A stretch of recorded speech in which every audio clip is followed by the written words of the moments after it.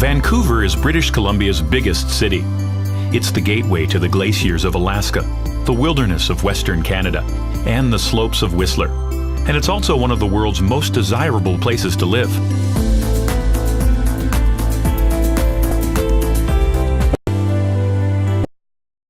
Its welcoming neighborhoods are filled with the aromas of incredible cuisines, roasting coffee beans, brewers' hops, and all the urban delights you'd expect from a city which is regularly voted the world's most livable. The secret to Vancouver's success is that it has always been developed with livability in mind. Ever since European settlement only 150 years ago, the people of Vancouver have protected the rivers, coastline, and forest, maintaining the perfect balance between nature and the built environment. And there's no finer example than the city's pride and joy, Stanley Park, which dates all the way back to 1886. Because Stanley Park spans more than 1,000 acres, you can return over and over again and always discover something new. To get to the park, simply cycle or walk along the century-old seawall from the nearby downtown area. The wall not only keeps the sea at bay, but ensures Vancouver's waterfront is accessible to everyone. Water has always played a major role in this port and river city. Watch ships come and go from Brockton Point, where a lighthouse marks the easternmost tip of Stanley Park, or from the viewing platform at Prospect Point on the park's northern tip.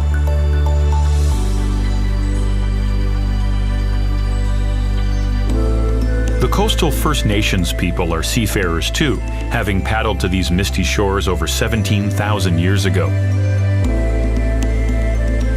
In the Museum of Anthropology at the University of British Columbia, totems and sculptures depict the rich mythologies of the Haida people and the other indigenous tribes of the Northwest Coast.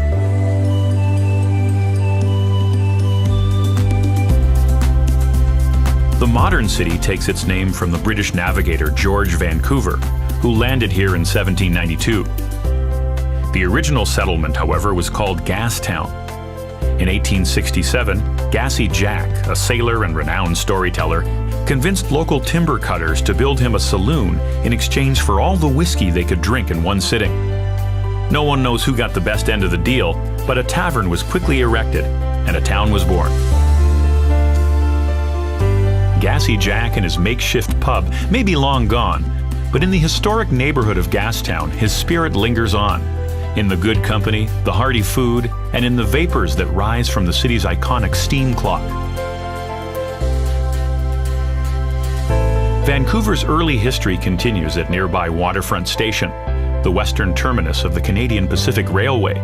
The railway's construction brought Chinese workers by the thousands, whose descendants have enriched Vancouver ever since.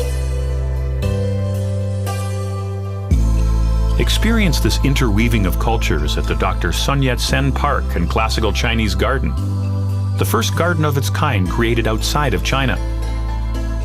And in Vancouver's Chinatown, where the fusing of Oriental flavors with fresh local seafood has helped earn the city the title, the culinary capital of Canada.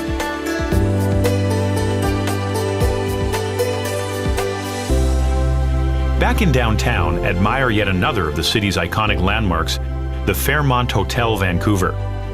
Opening in 1939, this castle in the city became a reflection of the city's growing prestige and confidence. Just a short stroll away is Canada Place, where cruise ship travelers from all over the globe arrive to explore the city or embark on epic voyages to Alaska. If you're visiting Vancouver with younger adventurers, they'll find plenty to discover at Science World. And at the Vancouver Aquarium, little Jacques Cousteaus can meet the cold water creatures of the British Columbia coast, or simply watch in awe as tropical species glide on by.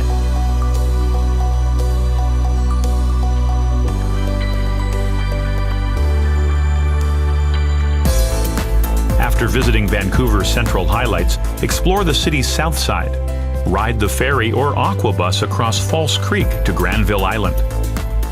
Stock up on provisions and delicious treats at the famous Granville Island Public Market. Then sample a few craft ales at Granville Island Brewing.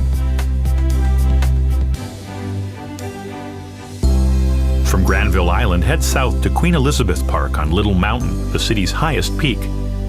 Once scarred by quarries, the city transformed these former gravel pits into a stunning network of gardens, creating a peaceful oasis high above the city.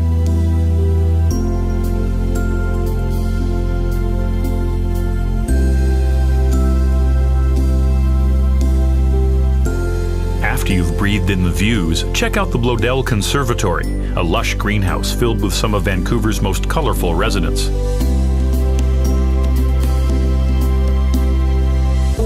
When it's time to answer the call of the wild, cross the Lions Gate Bridge, named after the nearby Twin Peaks which loom over the city.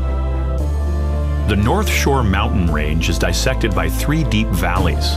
It's a wilderness where bears roam and salmon-filled rivers flow through old-growth forests. Cross the 450-foot-long Capilano Suspension Bridge, which has been testing the nerves of visitors for over 125 years. Then take a treetops adventure high above the rainforest floor. For a bird's-eye view of Vancouver, head to the top of Grouse Mountain. Or, to go even higher, climb into the viewing pod of the Eye of the Wind, the mountain's landmark wind turbine. Vancouver offers extraordinary outdoor experiences and mind-blowing vistas, all within its city limits. But venture a little further and you'll arrive at a whole other level of awesomeness. Less than a 2-hour drive from the city is the world-renowned mountain village of Whistler. This adventure playground is simply magic all year round. But when the season's first snows come whirling down, it transforms into a wonderland. Hit the slopes of the Whistler Blackcomb Resort, the largest ski resort in North America. The beautifully connected runs here cater to all skill levels and attract elite skiers and beginners from all over the globe. And while you could drive back to Vancouver the same day, why not put the world on hold for a few nights, warm yourself by a fire, and enjoy some of Canada's finest hospitality?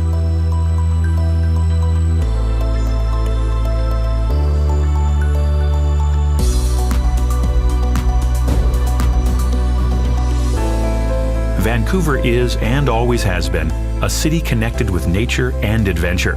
It beckons from the breeze, the waters, the mountains, her very street corners. So whether your idea of living is testing yourself in the wilds, or adventures of a more urban kind, you'll feel perfectly at home and alive in Vancouver.